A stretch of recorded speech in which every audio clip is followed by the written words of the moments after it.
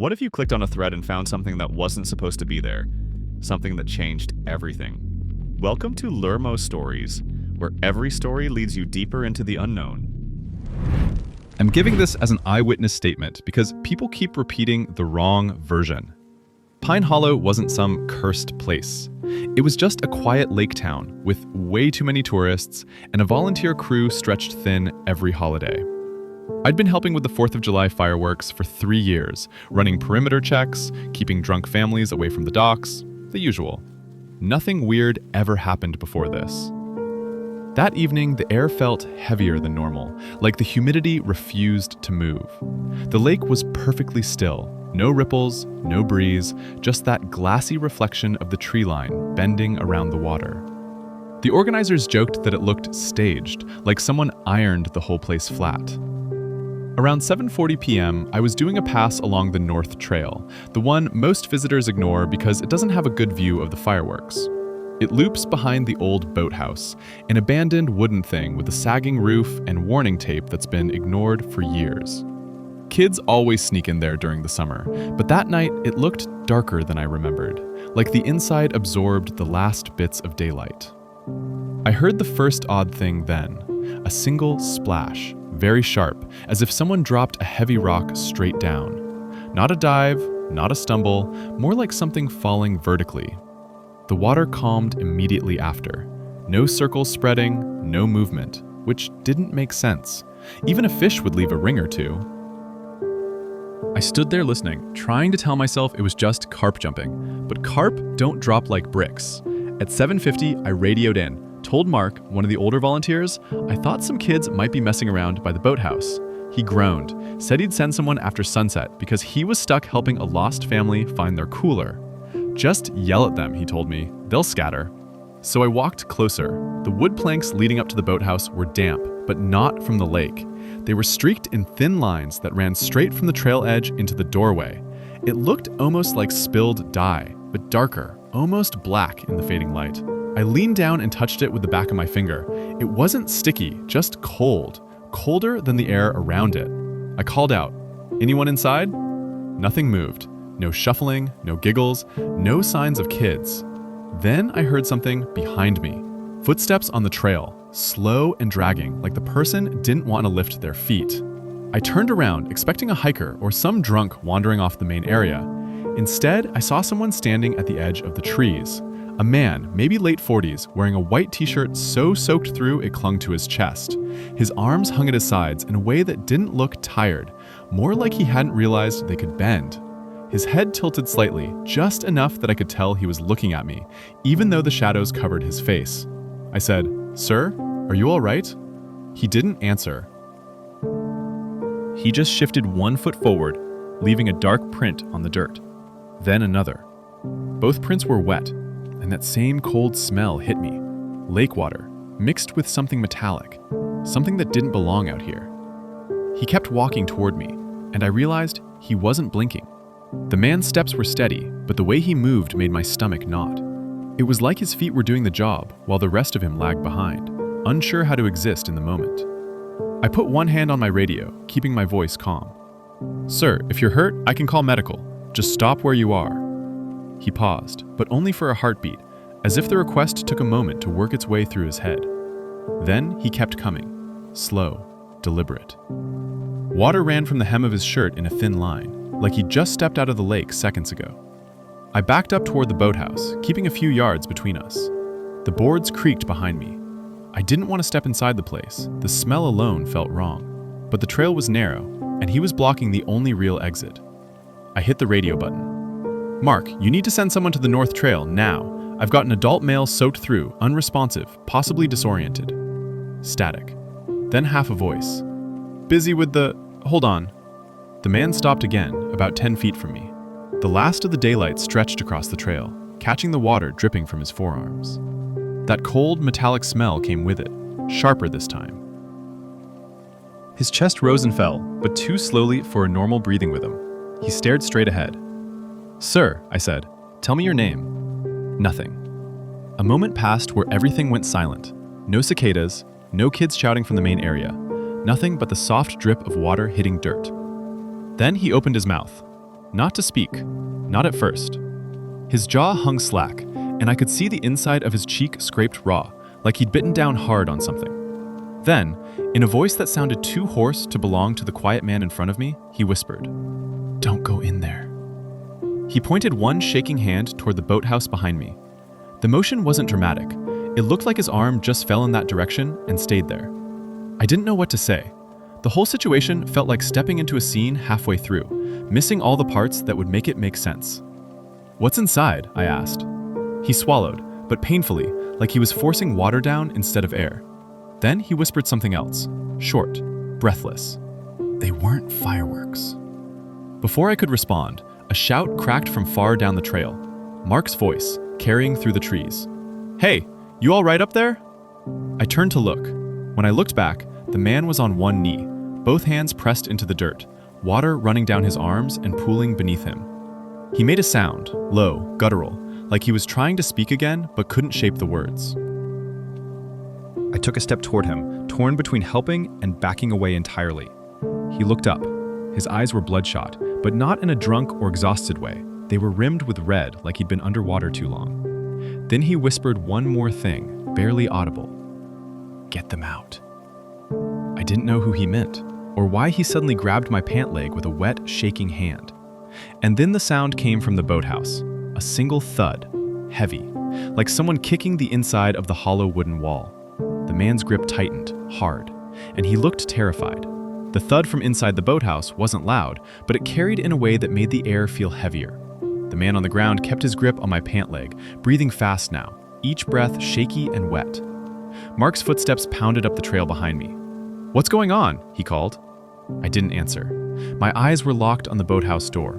The wood planks bulged inward for a moment, like something pushed against them and withdrew. Mark reached us, crouched beside the man. "Jesus, did he fall in the lake? Sir, can you hear me?" The man didn't look at him. He stared at that door like he expected it to rupture. Then the second noise came. It wasn't a thud this time, more like someone dragging something heavy across the wooden floor inside. Slow, uneven, stopping every couple of seconds. The boards groaned under the weight. Mark froze, listening. "Is someone in there?" Before I could answer, the man on the ground managed a single strained word. "Kids." My stomach dropped. I remembered that earlier splash, too vertical for a dive, too clean for a stumble, and those dark streaks leading to the doorway. For a moment, I thought about ignoring all of it and calling this in as someone trapped inside. But the man's face told me whatever was in there wasn't something he wanted us to approach. Mark stepped toward the door anyway. "If someone's hurt, we can't just stand around." The dragging noise stopped, right behind the wall. Mark took another step. "Hey, if you can hear me, back up from the door. We're coming in." Then something hit the wood again, harder this time. Not a kick, but a full body impact. Dust shook from the roof beams. Mark flinched back. The man on the ground tried to yell, but it came out as a choked rasp. He tugged at my leg, shaking his head over and over. I finally grabbed Mark's arm. "Don't open it." He looked at me like I was being dramatic. "What, you think it's a bear? It's a shack, not a cave. If someone's trapped..." The door moved. Just a fraction, but enough. The bottom edge lifted and dropped. Something was bracing against it from the inside. Mark backed up then, eyes narrowing. "All right, we call it in." I reached for my radio. Before I could speak, the door shifted again, this time sliding open an inch on rusted hinges. Just wide enough to let out a breath of cold air with that same metallic scent. Something wet trickled down the inside of the frame and dripped onto the ground. Mark leaned in, trying to get a look through the gap. I yelled at him to step back. He didn't get close enough to touch it, but close enough that whatever was on the other side reacted. The dragging started again, fast now, heading directly toward the narrowed opening. Mark stumbled backward. "Nope, no, we wait for police. I'm not doing this." We both backed away until we were next to the man on the ground. His breathing slowed, turning shallow. He pointed again, toward the lake, not the boathouse. That's when the fireworks started. A huge boom lit the tree line. The sky flashed red, then blue. Families down by the shore cheered. The man flinched so hard he nearly convulsed. He covered his head with both arms and curled in on himself like the sound physically hurt him. When the next volley went up, he let out a strained cry. Not fear, but something closer to grief. Behind us, the boathouse went quiet. Completely. No dragging, no movement. Just the fireworks echoing across the lake. Within minutes, other volunteers and 2 deputies arrived. They checked the boathouse first. Nothing was inside. Not a person, not an animal, not even footprints on the dusty floor. The man we found was taken away in an ambulance. He never spoke again. Not to me, not to the deputies, not to anyone. They said he'd been reported missing earlier that afternoon. Last seen renting a canoe. His boat washed up the next morning with a cracked hull and traces of blood inside. They searched the lake for days. They never found the kids he kept talking about. They never explained the streaks on the boards. And the boathouse was torn down within a week. I started the job at the Harlow Public Library 3 months ago. It's one of those old red brick Carnegie buildings in upstate New York, renovated so many times that none of the hallways line up correctly anymore. My title is Junior Librarian, Archival Support, which mostly means cleaning microfilm readers, cataloging donations, and updating the internal map system the city never bothered to publish.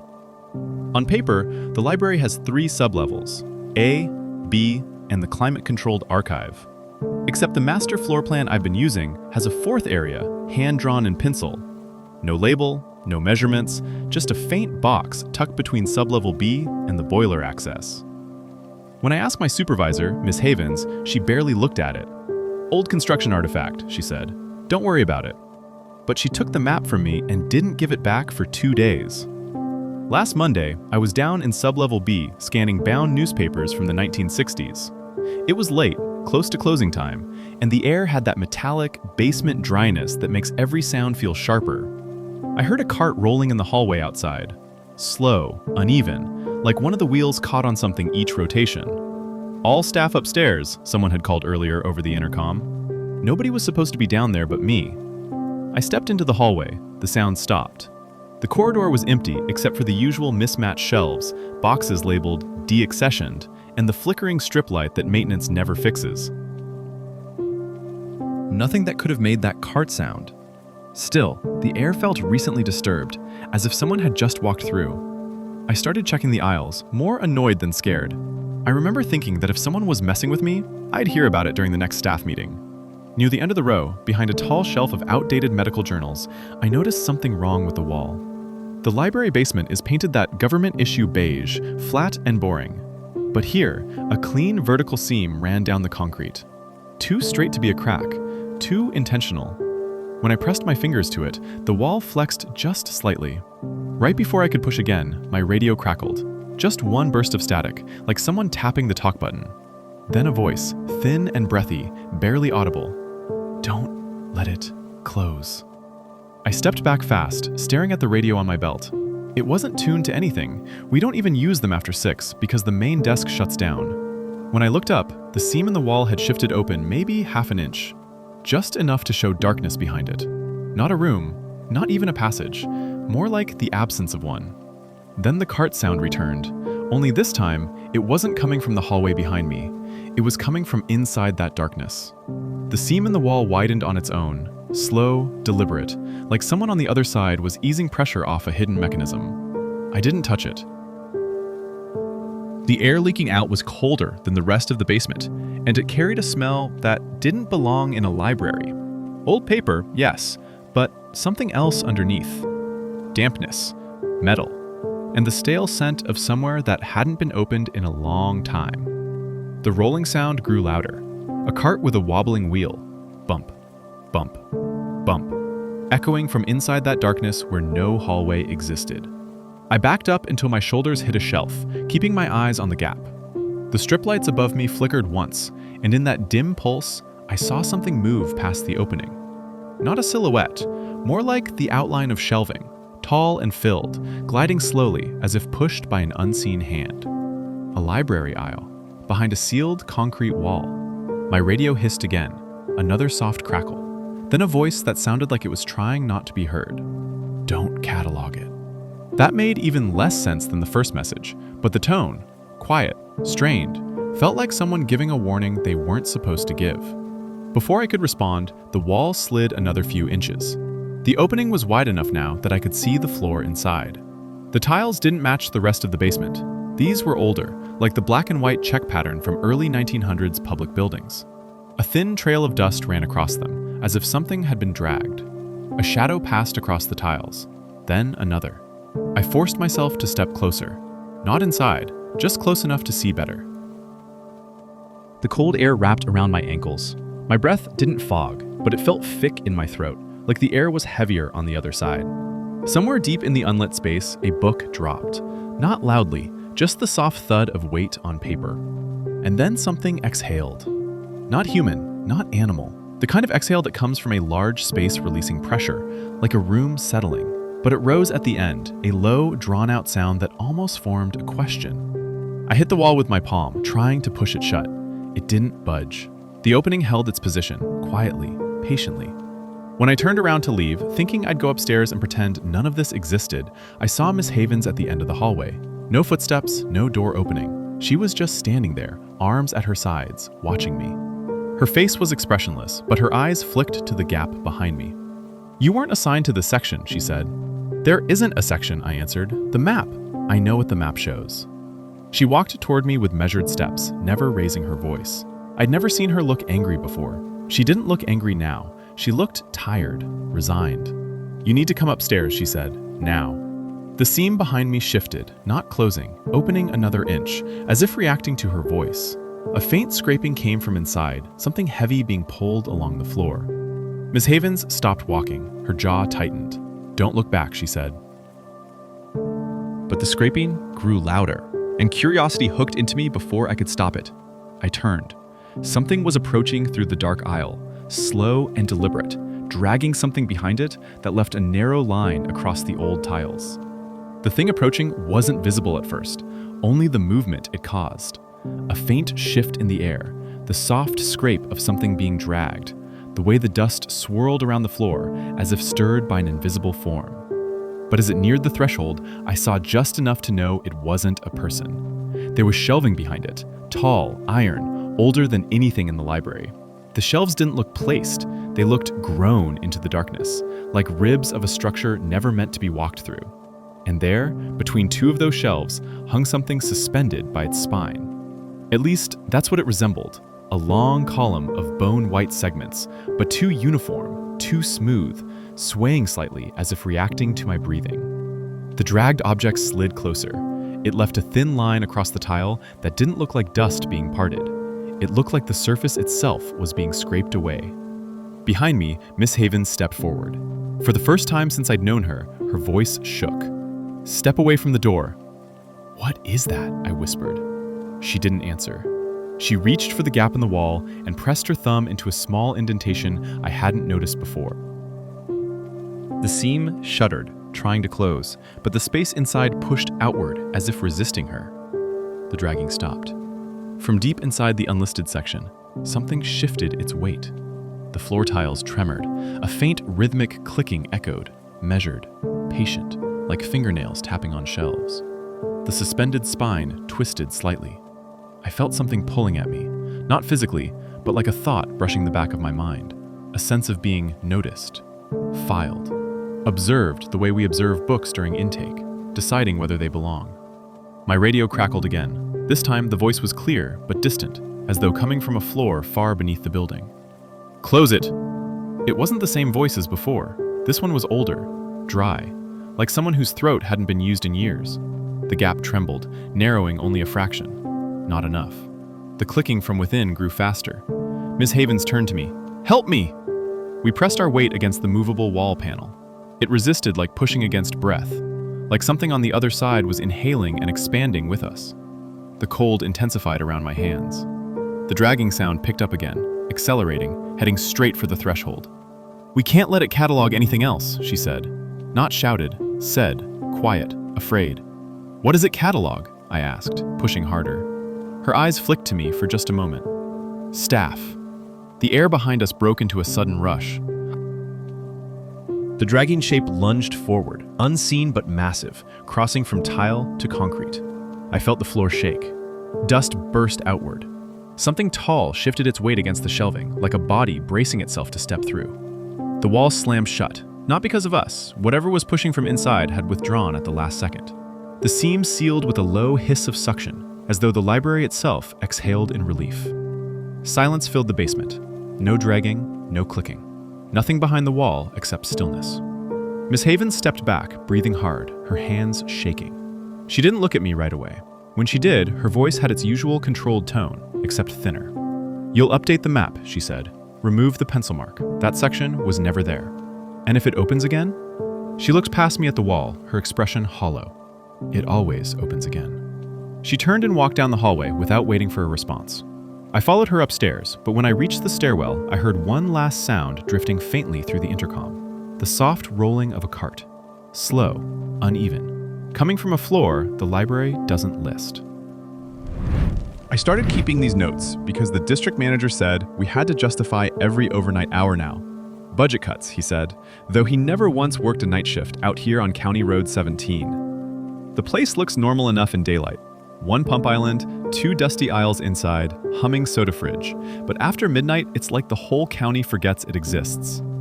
I clocked in at 10:58 p.m. The cameras were already glitching, which happens when the weather cools fast after sunset. Feed 3, the pump cameras, flickered to black twice, then stabilized. I marked it and went about stocking jerky and windshield wipes. Nothing unusual. Around 12:40 a.m., someone walked by the storefront windows. Not up to the door, just past the glass, heading from left to right. I didn't see a car pull in, and the gravel outside makes noise even when a cat crosses it. No sound this time. The figure didn't look at me, didn't slow down, just moved like they knew the place but weren't coming inside. I stepped around the counter and checked through the glass. No one on either side. I wrote it off as someone cutting across the lot to the bus stop down the road. At 1:10 a.m., Feed 2, the one pointed at the aisles, picked up someone standing in front of the snack shelf. A man, maybe, tall, shoulder-sloped, wearing a dark jacket. The weird part? I didn't hear the door chime. I didn't hear anything at all. I switched to the live view. The aisle was empty. I rewound 10 seconds. There he was again. Same frame. No movement, no entry sound, no exit. Just the single image of him staring at the chips, head slightly tilted. The recording kept running normally afterward. No jumps, no corruption. Just that one impossible clip. At 2:03 a.m., the pumps activated. Pump 1 clicked on like someone had lifted the handle. I checked outside. No car.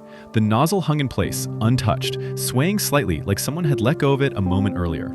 I shut it off manually from inside. A minute later, it clicked on again. When I stepped out to reset it physically, I noticed footprints on the concrete. Dry, dusty outlines, heel to toe, leading toward the storage shed out back. They were fresh enough to stand out clearly in the thin layer of road dust. But they didn't come from anywhere. They just began a few feet from the pump and walked off into the dark. I followed them with my flashlight until they reached the side of the shed. The last print was inches from the wall. Nothing after, just a blank sheet of metal and silence, stretching way too wide across the lot. When I got back inside, Feed 1, which points at the front door, was frozen on a single frame. The timestamp kept moving, but the image didn't.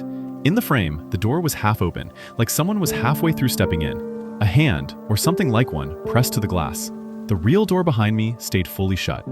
That's when the phone rang, the landline, not the store phone.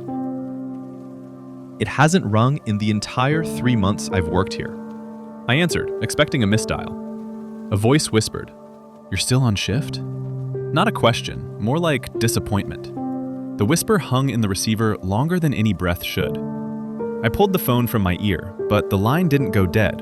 There was soft static, like someone dragging a finger along fabric. When it finally clicked off, the store felt different. Not colder, not darker, just aware of me. I went to check the front door. The glass had a faint smudge where the frozen frame showed that hand, but when I wiped it with my sleeve, nothing came off. It was under the surface somehow, like part of the glass itself. The chime still hadn't sounded. Feed 2 switched views on its own again at 2:27 a.m. First aisle, then counter, then cooler, back to aisle, all in under 2 seconds. The cameras only do that when someone's using the control panel in the back office, but I was alone up front, and the light under that door stayed off. I opened the cooler door to stock drinks, mostly to keep myself doing normal tasks. But the moment the seal broke, I heard breathing inside the cooler. Deep, steady, like someone asleep among the soda crates. I leaned in with my flashlight. Nothing but condensation and the drone of the compressor.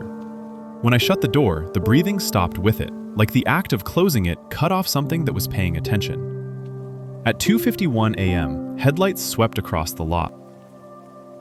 A truck slowed near the pump, engine rumbling unevenly. Finally, a normal customer. I stepped outside before the driver even got out, ready to ask if he needed diesel or just directions. The truck idled there, old model Chevy, paint flaking, one headlight dead, but no driver's door opened. I went around to the window and tapped it. The truck's engine cut instantly. No winding down, just off. The cab was empty.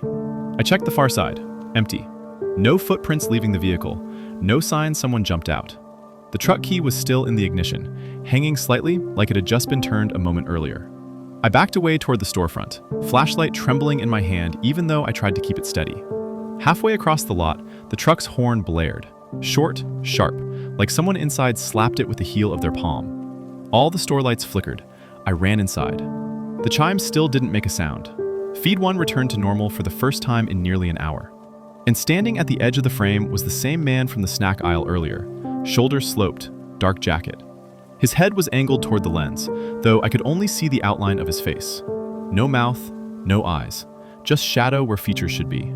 He lifted his hand in the feed, not a wave, more like a signal, a motion that said, "I see you seeing me."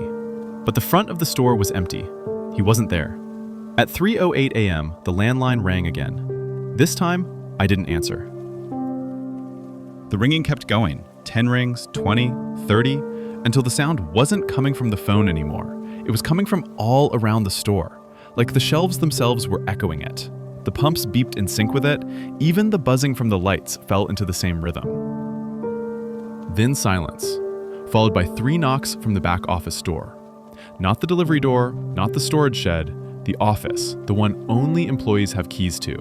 The light under the door was on. I stood staring at that thin strip of light under the office door, waiting for a shadow to pass over it.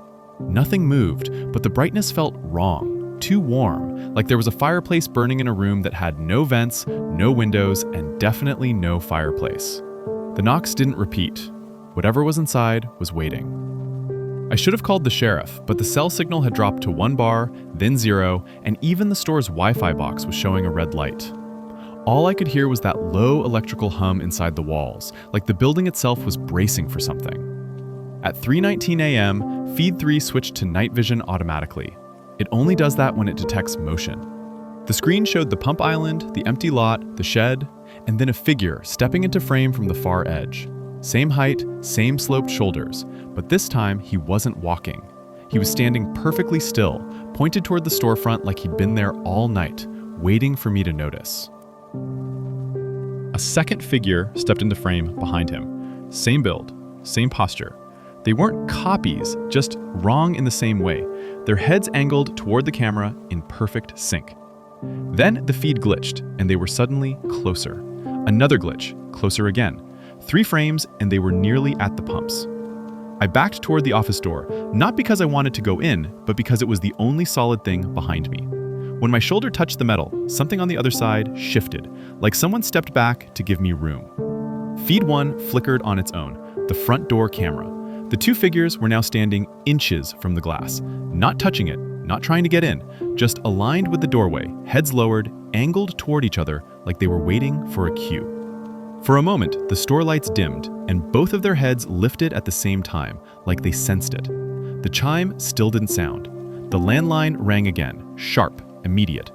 Before I could stop myself, I picked it up, maybe because silence felt worse than whatever would be on the line. A woman's voice this time, calm, steady, too steady. "You need to finish your shift," she said. "I'm not supposed to be here anymore," I whispered. "You've been on since 10:58, she replied. "That means you still owe us 3 hours. Her tone had the same cold politeness our district manager used. "I didn't clock out," I said, my voice cracking. "I can leave." "No," she said softly. You can leave when they do. Feed 1 showed the figures still at the door, but Feed 2, the aisle camera, showed a third figure now, standing in the chips aisle again. The same tilt of the head, same jacket, but I hadn't heard the door. I hadn't heard anything. The third one moved, slow, dragging steps, like he was tracing a path he already knew. He turned the corner of the aisle and walked toward the counter. Not fast, not threatening, just steady, like a customer approaching with exact change. I dropped the phone. All 3 feeds flickered, the pumps, the aisles, the front door. Every camera filled at once with figures, too many to count, lined across the lot, filling the aisles, standing shoulder to shoulder outside the doors, pressing close without touching the glass. Every one of them with sloped shoulders, dark jackets, heads tilted. I didn't feel fear at that moment, just a strange sense that my shift really was still going. And this was something the cameras had been seeing long before I arrived. The office door behind me clicked. Not a knock, a soft, deliberate click, like someone unlocking it from inside. The light underneath went out. Every camera feed froze on the same frame. All the figures turning their heads toward me at once. I didn't open the office door. I walked outside instead, into the quiet, into the dust, toward the highway. No one followed. No chime sounded behind me. When the district manager reviewed the tapes later, he said there were no anomalies. No figures, no truck, no calls, nothing at all. But he did ask one thing before letting me go. "Why did you clock out at 3:33?" he said, "if you swear you left at 3:20. I didn't argue. That time on the record wasn't written by me. I picked up extra booth shifts because nobody else wanted to cover the upstairs after midnight. The other teams joked that the projection floor felt wrong, but they could never explain what they meant. To me, it was just another dim hallway in an old American multiplex. Thin carpets worn down to threads, buzzing fluorescent panels that flickered if you breathed too hard, and that weird temperature difference between theaters, cold in some, stale warm in others. Screen number 9 sat at the far end, past the emergency exit that never quite latched. The managers pretended not to notice it scraping open an inch whenever the building settled. I'd been told screen number 9 used to be part of a different layout back in the 90s, before the chain bought the property and renovated it. They didn't bother explaining what that meant. They just said the booth door sticks and the sound system acts up sometimes. I logged the start of my 10:40 run like normal. The crowd was small, most people tucked away in other screens for the bigger releases. Number 9 had a late showing of some generic supernatural thriller that nobody really paid attention to. I'd seen 0 ticket scans for it, but empty screenings weren't unusual on weeknights, so I didn't think twice. While adjusting the framing window, I noticed the auditorium lights hadn't raised back to full between shows. They hovered in that in-between dimness, too dark for cleaning staff, too bright for trailers. I radioed downstairs to check if the system was stuck again. Before anyone answered, something moved in the auditorium. I saw it through the porthole window, a shift of shadow in the aisle, too slow to be someone walking, too steady to be the cleaning crew. I leaned closer, squinting through dust on the glass, but whatever shape I thought I'd seen was gone. Jenna finally replied on radio, annoyed, saying all lights reported as normal. I told her they weren't. She shot back, "Then the bulbs in 9 are dying again, not my problem." I watched a little longer. No movement, no guests, nothing. But the feeling that someone had been there didn't fade.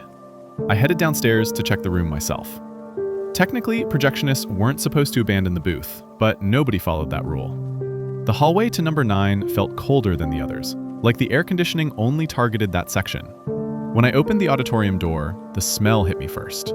A strange mix of old upholstery and something metallic, faint but sharp enough to sit in the back of my throat. The screen flickered through pre-show ads, bright colors washing across empty rows. Except, the seats weren't pristine. Several were tipped forward, as though someone had pressed down on them while passing by. The pattern wasn't random. They bent in a kind of winding path, starting near the entrance and stopping halfway to the screen. I took a breath and pushed one seat back gently. It rose with a slow creak that echoed too loudly in the empty room. Then, without warning, the projector feeding number 9 went dark. Not the hallway lights, not the breaker, just screen number 9. The picture cut mid-frame. My radio crackled. Not static, more like a breath dragged over the microphone. Then a sound, low and broken, shaped like speech, but not actually forming words. It came through so sharply I flinched. I stepped backward toward the exit. The radio hissed again, shorter this time, like something exhaling right against the speaker. When I reached the door, one of the bent seats snapped upright behind me with a sharp, violent thud. I stayed in the hallway outside number 9 longer than I should have. Not because I was scared, at least that's what I told myself, but because the sound of that seat snapping upright felt too sudden, too deliberate. The building was old, sure. Seats creaked, springs wore out, but they didn't move like that. Not in a room with nobody inside. Jenna radioed, asking why the projector for number 9 stopped. I didn't want to explain what I'd heard, so I just said it must have tripped again. She sighed like I was making her life harder on purpose. Well, fix it. Corporate's doing remote audits tonight, she said. The projection booth upstairs felt warmer when I returned, like someone had been standing close to the machines. I checked the thermal output, normal. The error logs, empty. I restarted the unit for number 9 and watched the lamp flare back to life through the narrow viewing window. When the picture stabilized, there was someone sitting dead center in row H. One person, still as a statue. No phone glow, no popcorn, no jacket. Just a dark shape facing the screen. I blinked hard and checked the ticket scan count again. 0. I asked downstairs if anyone slipped in without scanning. They told me I was imagining things, that the auditorium was empty 10 minutes ago during walkthrough. I didn't argue. I didn't want to explain what I was looking at. The figure didn't move, not even a shift in posture. I watched for almost a full minute, waiting for them to scratch their neck or cross their leg or do literally anything human. Nothing. I went back down. I don't know why. Maybe because I thought if I confronted it calmly, it would turn out to be a mannequin left over from some promo event, or some idiot employee messing with me. That's what I repeated to myself all the way to the auditorium door. Inside, the temperature had dropped again. I walked down the aisle slowly, trying not to look directly at the center row until I was close enough to see clearly. Row H was empty, completely empty. The seat where I'd seen the figure wasn't bent, wasn't warm, wasn't disturbed at all. The fabric looked untouched. But the aisle carpet directly beside the row had faint drag lines, 2 parallel streaks, like something had been pulled sideways from the seat toward the far wall. I crouched to look closer. The streaks didn't look like footprints. They were too smooth, too continuous, like something heavy had been displaced without lifting from the floor. Then something else caught my attention. The far wall had a smudge, faint, reddish, high up just under the speaker panel. It looked like the kind of mark left by fingers, but longer, stretched, like someone scraped their hand downward while being pulled. I backed away slowly. I wasn't breathing right, and I knew it. The projector cut out again. Every other screen in the building kept running. The walls vibrated faintly from bass and other showings. But number 9 went silent. Not just picture, sound too. The entire audio system died at once.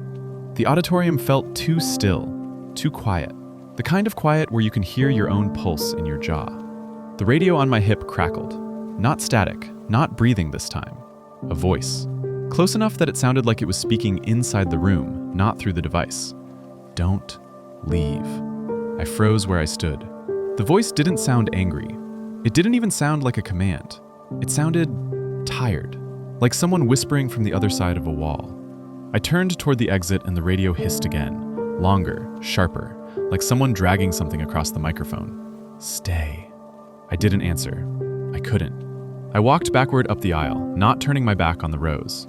The air felt heavier with each step, like the room was pushing inward. As I reached the door, the smudge on the far wall darkened, like something wet had seeped through it. I shut the door harder than I meant to and nearly jogged back upstairs. When I reached the booth window again, row H was no longer empty. But now, the figure wasn't sitting. It was standing, right in the aisle, facing the projection window. From the booth window, the figure in the aisle didn't move. It stood angled slightly toward the projection glass, head tilted just enough to catch the spill of light from the lamp. I couldn't make out details, only a shape. Shoulders too stiff, posture too controlled, like someone forcing themselves to remain upright. I backed away from the window slowly, careful not to bump anything. The lamp hummed, steady and bright, but the air inside the booth felt colder than the auditorium had. I kept glancing over my shoulder toward the door, even though I knew nobody else had come upstairs. I radioed Jenna, trying to keep my voice steady. Is anyone in 9? Anyone go in just now? She answered almost immediately. Dude, I told you earlier, no scans. Stop freaking out. The supervisor's already annoyed. I pressed the transmit button again, ready to insist, then stopped. If I said what I was seeing, she'd tell the manager I was losing it, and then I'd be stuck working concessions again. No thanks. Instead, I said the sound system might be shot and needed resetting. That was enough to keep her off my back. When I looked through the window again, the figure had changed position. It was closer. Still in the aisle, but now several rows ahead of where it had been. Same posture, same angle of the head. Like it hadn't walked, just appeared further along. The breath left my lungs in one sharp exhale. For a moment, I considered leaving the building altogether, but the idea of walking past that dark auditorium made my stomach twist. I had to get eyes on the room one last time. If it was a real person, I had to confirm it before I called the police or shut down the screen. If it wasn't, I didn't let myself finish that thought. The walk back downstairs felt twice as long as before. Every footstep echoed sharper than normal, like the hall had grown narrower. When I reached the door to number 9, I hesitated with my hand on the handle. The metal felt colder than anything else in the building. I pushed it open. The auditorium was darker now. The emergency aisle lights were dimmer than they should have been, but not fully out, just weak, like the bulbs were tired. The screen glowed a flat gray, projector running blank. The figure was gone. I waited for my eyes to adjust, listening for breathing, footsteps, fabric shifting, anything. The silence pressed around me, thick enough to make my ears ring. Then something clicked softly, not behind me, inside the room. A seat back, one of the spring-loaded ones near the front. I walked down the aisle slowly, sweeping my phone light low to avoid blinding myself. The beam caught another set of drag marks along the carpet, fresh ones, the fibers bent inward. They led toward the side door that employees used to take trash out during rush nights. The door was cracked open half an inch. I swallowed hard. That door wasn't supposed to open from inside without an alarm. But there was no alarm, no sound at all. I approached it step by step. The closer I got, the more I noticed something else. The same metallic smell from earlier, but stronger now, as though the air on the other side of the door hadn't moved in years. I nudged it open with my foot. Behind it wasn't the storage hallway. It was the old corridor from before the renovation, the one that had been sealed, according to the manager. Narrow, concrete, unlit, stretching deeper than my phone light could reach. The walls were lined with outdated soundproofing panels, some peeling off like damp skin. And halfway down the hall stood the figure, closer now, facing me. Its outline was human, but wrong in the way a person looks when they've been standing in the same position far too long. Shoulders forward, head low, hands dangling like they'd forgotten what to do with themselves. I didn't move. I didn't breathe.